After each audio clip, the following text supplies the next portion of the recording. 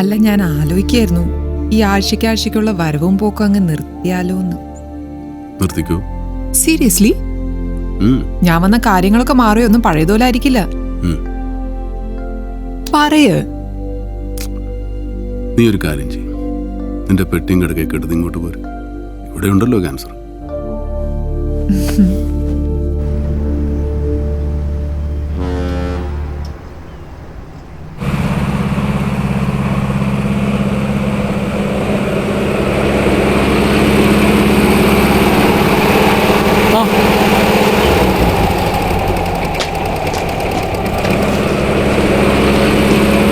നീ എന്ത് ഇടാ?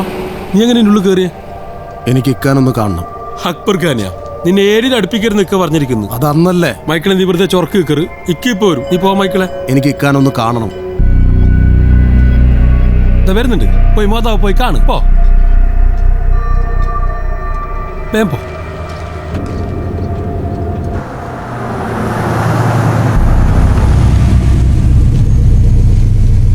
എന്താ മൈക്കിളെ, സുഖല്ലേ? വീട്ടിലെല്ലാരും ഓക്കെ അല്ലേ? ഞാൻ ഇക്കാനെ കാണാൻ വേണ്ടി വന്നതാ. എനിക്ക് വേണ്ടി ചെയ്തു തന്നൊന്നും ഞാൻ മറന്നിട്ടില്ല. അന്ന് എനിക്ക് വേറെ വഴിയൊന്നുമില്ലായിരുന്നു ഇക്ക. ഇന്ന് ആ കുടുംബത്തെ നോക്കാൻ വേണ്ടി പെടാപ്പാട് വിടാൻ ഞാൻ. ചിലരൊക്കെ പറയണത് ഞാൻ ഇക്കാക്കെതിരാന്ന്. മറ്റുള്ളവരുടെ വിചാരം ഇപ്പോഴും ഞാൻ ഇക്കാൻ്റെ കൂടെയാണ്.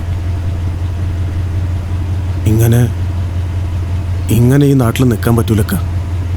എന്നാ നീ നാട് വിടും മൈക്കിളെ.